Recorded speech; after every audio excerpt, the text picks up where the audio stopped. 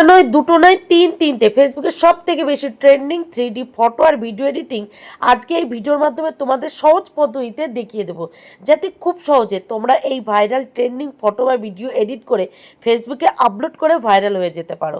সবার প্রথমে তোমাদের কোন এডিটিংটা দেখাবো, এই 3D ফটো এডিটিংটা দেখাবো। তার জন্য আমাদের কি করতে হবে, সবার প্রথমে আমরা আমাদের গুগল ক্রোমটা ওপেন করে নেব। ওপেন করে সোজা চলে যাব সার্চ বারে গিয়ে লিখে নেব টেকলিন লেখার সাথে সাথে নিচে দেখতে পাচ্ছ টেকলিন লেখা শো করছে, আমরা সেটা সিলেক্ট করে নেব।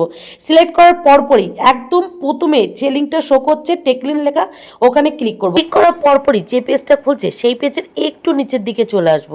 একটু নিচের দিকে এসে এআই ফটো এডিটিং বলে যে ফটোটার উপরে লেখাটা শো করছে, ওই ফটোটার উপরে টাচ করব। টাচ করার পরপরই যে পেজটা খুলছে সেই পেজের একটু নিচের দিকে চলে আসবো, একটু না, এবার আমাদের অনেকখানি নিচের দিকে চলে আসতে হবে। নিচের দিকে এসে ঠিক যখনই তোমরা এই ছবিটা দেখতে পাবে, এই ছবিটার ঠিক নিচে যে লেখাটা আছে এই লেখাটাকে তোমরা কপি করে নেবে।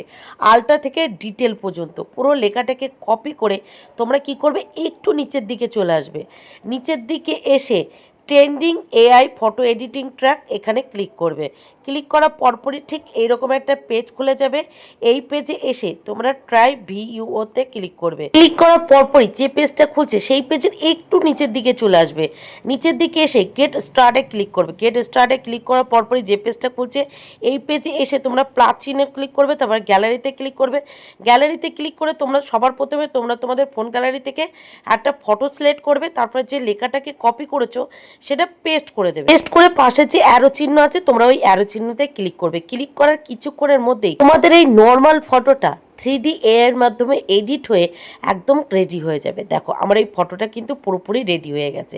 এবার আমরা কিভাবে এটাকে ডাউনলোড করব, আমরা জাস্ট এই ফটোটার উপরে টাচ করব। টাচ করার পরপরই একদম ওপরে দেখো যে চিহ্নটা আছে ওই চিহ্নতে ক্লিক করব। ক্লিক করার পরপরই অনেকগুলো অ্যাপ শো করবে। আমরা কি করব, হোয়াটসঅ্যাপে আমাদের এই ফটোটাকে শেয়ার করে দেবো।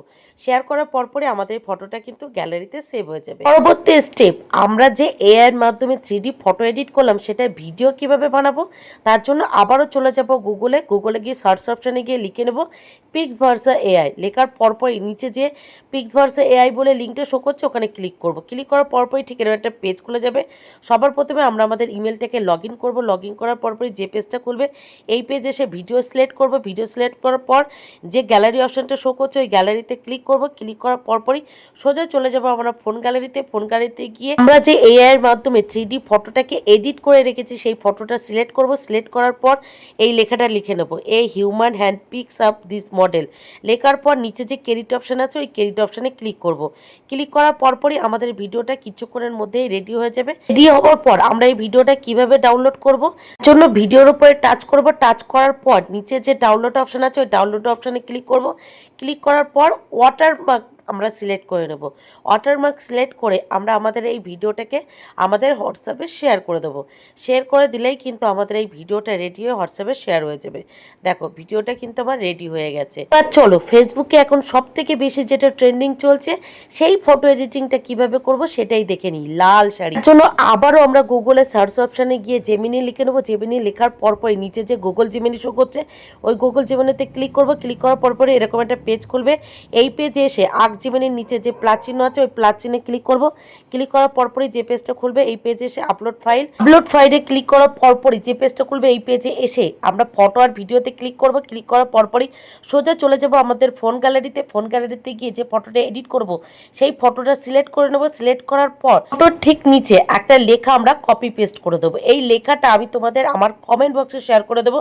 ওখান থেকে তোমরা কপি করে তোমরা ঠিক এখানে পেস্ট করে দেবে, মানে তোমাদের ফটো এডিটিংয়ের সময় পেস্ট করে দেবে। পেস্ট করার পর ফটোটা এডিট হতে জাস্ট কিছুক্ষণ তোমাদের সময় লাগবে। কিছুক্ষণের মধ্যেই কিন্তু তোমাদের এই নর্মাল ফটোটা লাল শাড়িতে ডাইভার্ট হয়ে যাবে।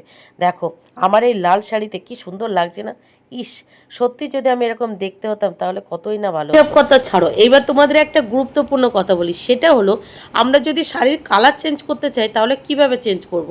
এখানে দেখো রেড শাড়ি বলে যেখানে লেখা আছে আমরা রেডটা মুছে দেবো। রেডের পরিবর্তে আমরা চাইলে ব্ল্যাক, চাইলে অরেঞ্জ, চাইলে হোয়াইট, চাইলে ইয়েলো, আমাদের যে শাড়ির কালার পছন্দ সেই কালারটা এখানে লিখে নেবো। লিখে নেওয়ার পরপরই এই নিচে অ্যারো চিহ্নতে ক্লিক করে দেবো। ক্লিক করার সাথে সাথেই কিন্তু আমাদের শাড়ি কালার চেঞ্জ হয়ে যাবে। এছাড়াও তোমরা যদি ব্লাউজের কালারও চেঞ্জ করতে চাও তাহলে রেড শাড়ির পাশে তোমরা ব্লাউজের কালার লিখে তোমরা নিচে আরও চিহ্ন করে দেবে, দিলেই সাথে সাথে দেখো ব্লাউজের কালারও কিন্তু চেঞ্জ হয়ে যাবে।